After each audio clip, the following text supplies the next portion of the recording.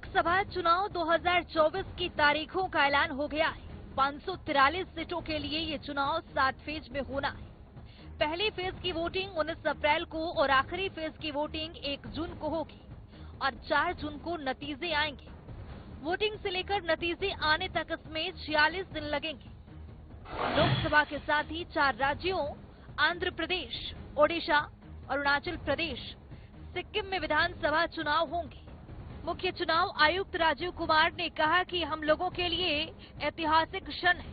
2024 दुनिया के लिए भी चुनाव का साल है। दुनिया के सबसे बड़े और सबसे जीवंत लोकतंत्र के रूप में भारत पर सभी का ध्यान केंद्रित रहा है। ऐसे में उन्होंने वादा करते हुए कहा कि वे चुनाव इस तरह कराएंगे जो देश की चमक को बढ़ाएगा। गौरव देने वाली बात है कि लोकसभा का कार्यकाल 16 जून 2024 को समाप्त होने वाला है। The term of 17th Lok Sabha is due to expire on 16th June 24. The term of legislative assemblies of Andhra Pradesh, Odisha, Arunachal, Sikkim are also due to expire in June 24. Jammu Kashmir assembly में भी चुनाव due हैं और पूरी states में इन सबके साथ समीक्षा करने के दौरान और उसके बाद हमें ये विश्वास है कि हम एक यादगार, स्वतंत्र, निष्पक्ष चुनाव एक पर्व के रूप में सबकी भागीदारी के साथ सुनिश्चित कराएंगे। मुख्य चुनाव आयुक्त राजीव कुमार ने मतदाताओं की भी जानकारी दी। देश में कुल वोटर्स 96 करोड़ 88 लाख से पुरुष वोटर की संख्या 49 करोड़ 72 लाख, महिला वोटर्स की संख्या 47 करोड़ 15 लाख, ट्रांसजेंडर वोटर्स की संख्या 48,044, दिव्यांग वोटर्स की संख्या 88,35,000। जनसंख्या में मतदाता प्रतिशत 66.76%। 18 से 19 साल के मतदाताओं की संख्या 1 करोड़ 84 लाख, 20 से 29 साल के मतदाताओं की संख्या 19 करोड़ 74 लाख, 80 साल से ज्यादा उम्र वाले मतदाताओं की संख्या 1 करोड़ 85 लाख, 100 साल से ज्यादा उम्र वाले मतदाताओं की संख्या 2,38,000। चीफ इलेक्शन कमिश्नर ने बताया है कि 85 साल से ज्यादा उम्र वाले जितने वोटर हैं और जो दिव्यांग वोटर्स हैं, उनके वोट इलेक्शन कमीशन घर घर जाकर लेंगे। नॉमिनेशन से पहले उनके घर फॉर्म पहुंचाए जाएंगे और इस बार पूरे देश में ये व्यवस्था एक साथ लागू होगी। 85 प्लस जितने वोटर्स हैं उनके हम घर जाके वोट लेने के लिए तैयार हैं। नॉमिनेशन से पहले सबके घर में हम फॉर्म 12D पहुंचाएंगे। देश के कुछ हिस्से में घर से वोटिंग हो चुकी है असेंबली इलेक्शंस में, कुछ राज्यों में अभी नहीं हुई है। अब इस बार पूरे देश में पहली बार ये व्यवस्था एक साथ लागू होगी कि जो 85 वर्ष से ऊपर के मतदाता हैं, जो पर्सन्स विद डिसेबिलिटी हैं, 40 इयर्स एंड 40% से ज्यादा की जिनको डिसेबिलिटी है, वो सब के पास हम फॉर्म पहुंचाएंगे।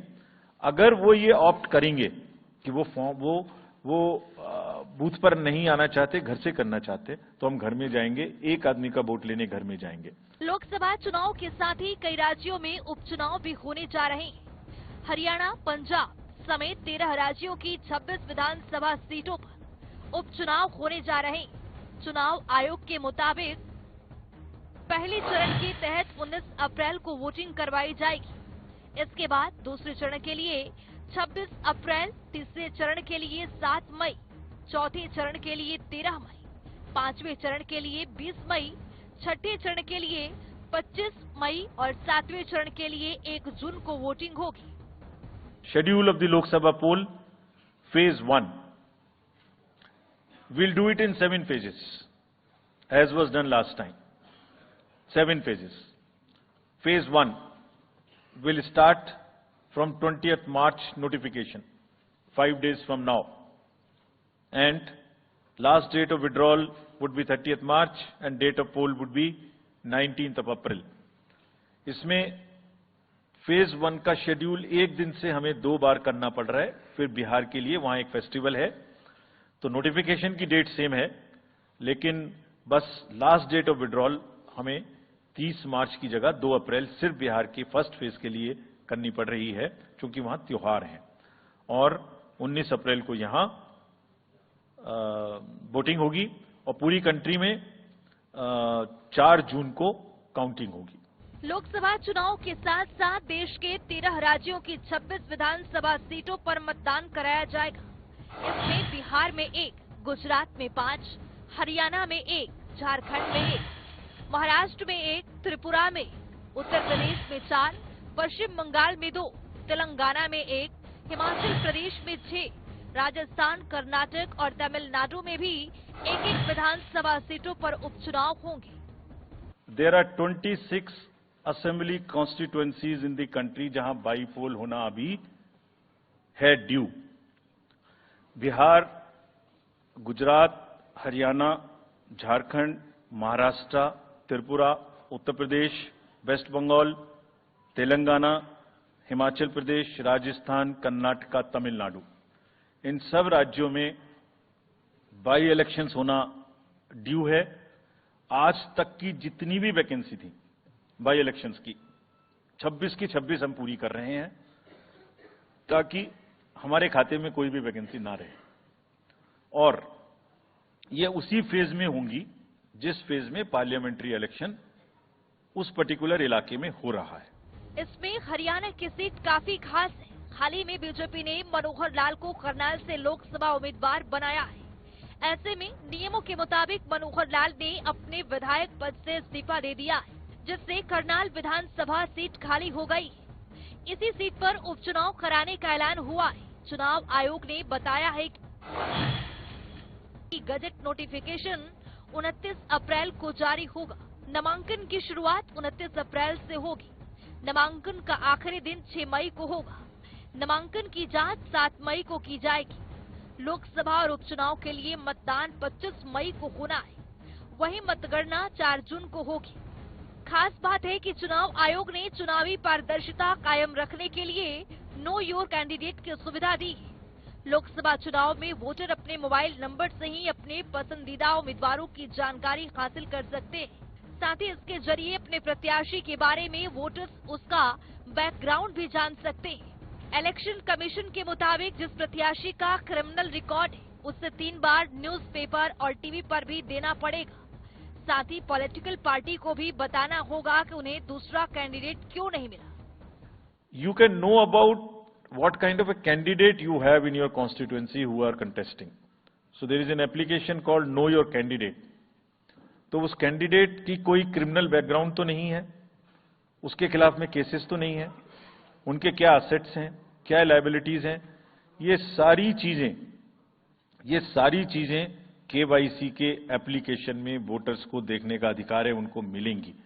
और जिस किसी का भी क्रिमिनल रिकॉर्ड है किसी भी कैंडिडेट का, उसको 3 बार न्यूज़पेपर्स में देना पड़ेगा, टीवी में देना पड़ेगा, और पॉलिटिकल पार्टी को भी ये बताना पड़ेगा कि आपको उस कॉन्स्टिट्यूएंसी में क्रिमिनल कैंडिडेट बैकग्राउंड के खड़ा करना पड़ा, तो बाकी क्यों नहीं मिला।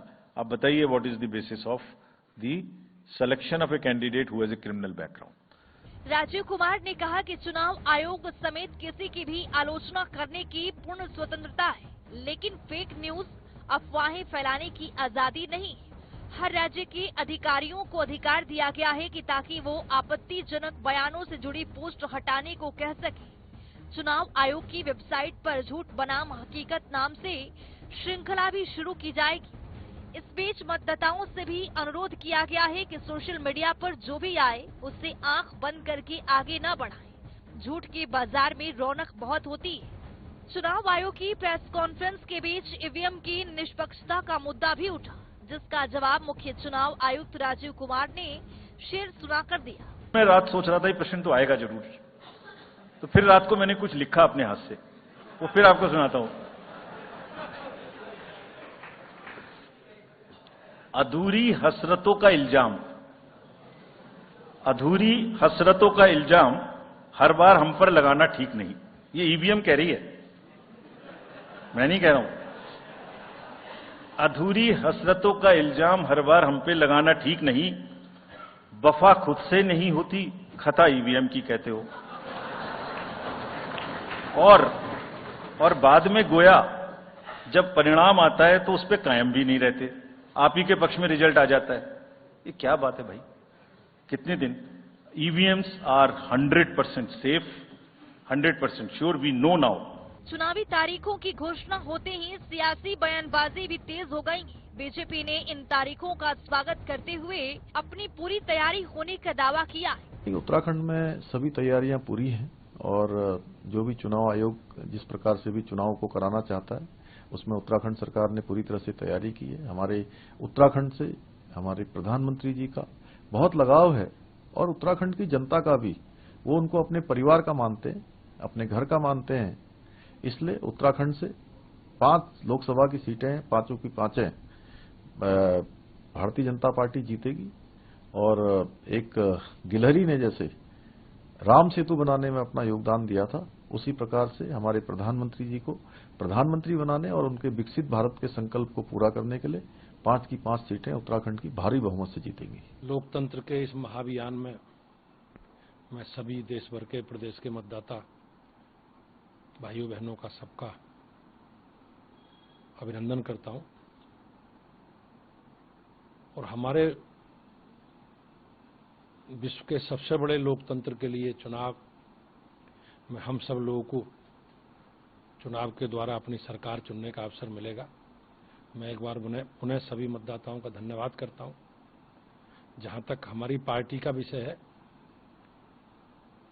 हम लोगों की पूरी तैयारी है। हमारा संगठन बूथों तक हमारी कार्य योजना बनी हुई है और हमारी पार्टी ने 51 प्रत्याशी भी 80 में से घोषणा हम लोगों ने की है और हम पूरे 10 सालों का अपना माननीय प्रधानमंत्री जी के नेतृत्व में जो हमारी सरकारों ने काम किए हैं, अपना पूरा रिपोर्ट कार्ड, पूरा लेखा जोखा लेकर जनता के बीच में जाएंगे।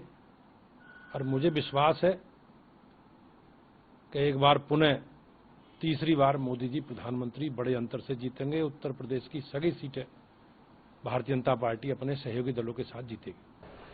और हर महीने चुनाव की तैयारी करते रहते हैं। एक चुनाव खत्म होता है, दूसरे चुनाव के लिए तैयारी शुरू कर देते हैं। हमारी पार्टी जो है बराबर सक्रिय रूप से हमारी हर प्रकार की चीजों को देखकर, संगठन के सभी स्थिति को जानते हुए हम लोग बराबर चुनाव के मूड में रहते हैं। इसलिए कहीं कोई चिंता की बात नहीं है।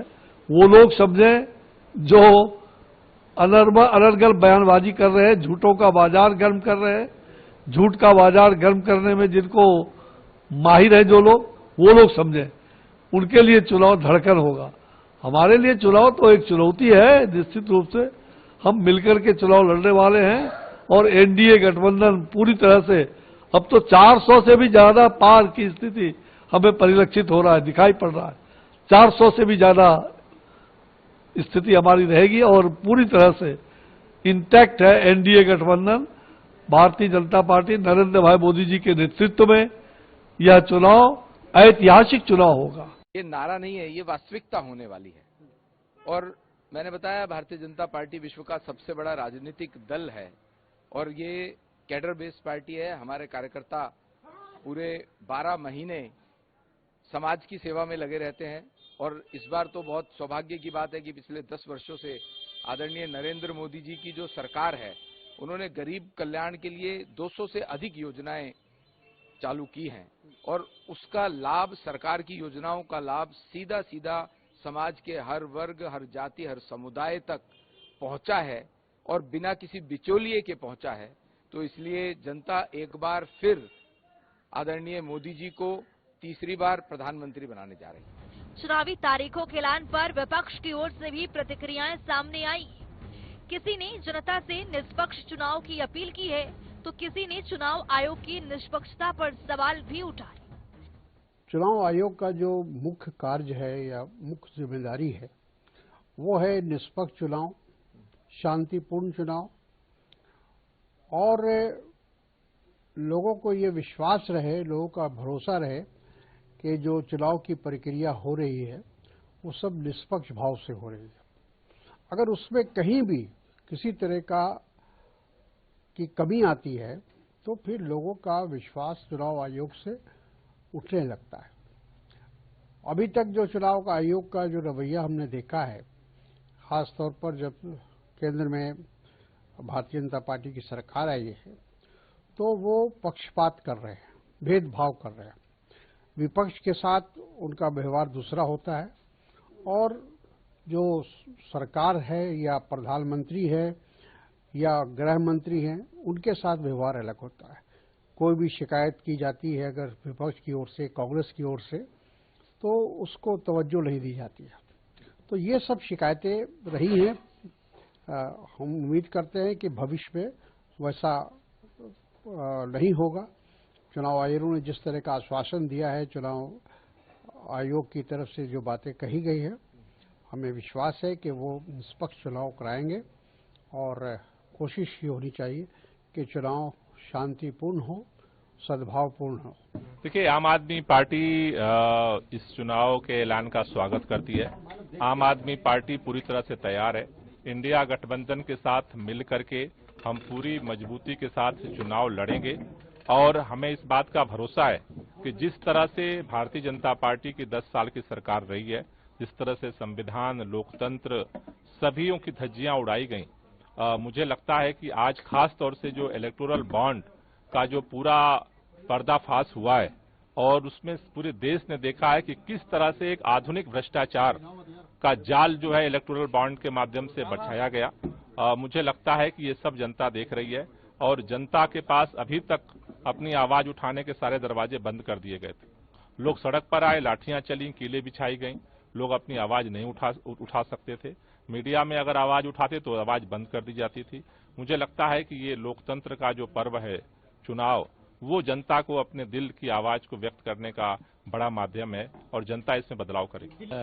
अभी जो हमारे चीफ इलेक्शन कमिश्नर थे, उन्होंने अभी डेट अनाउंस की है। 7 फेजेस में ये लोकसभा के चुनाव होने जा रहे हैं। तो हमारा पंजाब का जो है वो 7 फेज में ही टर्न आई हुई है। 1 जून को पंजाब की इलेक्शन होगी, तो 4 जून को जो काउंटिंग है और रिजल्ट फाइनल आ जाएंगे।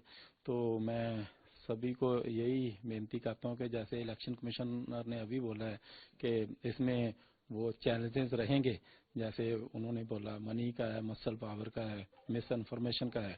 सो मैं तो यही कहूँगा कि ये एक डेमोक्रेसी का बहुत बड़ा फेस्टिवल है। ये इसको बहुत संयम से लेना चाहिए, कोई वायलेंस नहीं होनी चाहिए और ये तो डेमोक्रेटिक राइट है, सभी का डेमोक्रेटिक राइट है कि इसमें वो पार्टिसिपेट करें। हमारे बहुत से नए वोटर हैं, वो भी इस बार वोट का इस्तेमाल करेंगे। सो मैं हमारी 1 जून 7 फेज में हमारी टर्न है, तो हम पूरी तरह से तैयार। सबसे पहले तो ये एक बहुत बड़ा त्योहार के रूप में है और इसकी खुशबू और खूबी ये है कि इसमें देश के लोगों को अपने भविष्य को देखते हुए, जैसे आज इलेक्शन कमिश्नर साहब ने भी कहा, सीसी साहब ने, कि एक चुनाव एक हमारे देश के भविष्य तय करेगा। तो हम पहले तो वेलकम करते हैं। ये 7 फेसेस में हो रहा है और मेरे को लगता है इस बार इलेक्शन कमीशन बहुत तैयारी से चुनाव के लिए उन्होंने बड़ी तैयारी करी, जो हमने आज सब देखा। हर तरीके की, चाहे वायलेंस को रोकने के लिए, पैसे के धनबल को रोकने के लिए, किसी तरह के लोभ लालच को रोकने के लिए, और बहुत ट्रांसपेरेंसी से फेयर सबसे फेयरेस्ट इलेक्शन हो, ये मैं इसके लिए इलेक्शन कमीशन को बधाई भी देता हूं और धन्यवाद भी करता हूं। देश को एक बहुत ही फेयर इलेक्शन कमिश्नर देने जा रहे हैं। एक बार फिर भारतीय मिलकर अपनी इच्छा जाहिर करेंगे। ये ऐतिहासिक मौका है। दुनिया के सबसे बड़े और सबसे जीवंत लोकतंत्र के रूप में भारत पर सभी का ध्यान रहता है। देश के सभी हिस्से इसमें शामिल होते हैं। चुनाव का पर्व देश का गर्व है। ब्यूरो रिपोर्ट, जनता टीवी।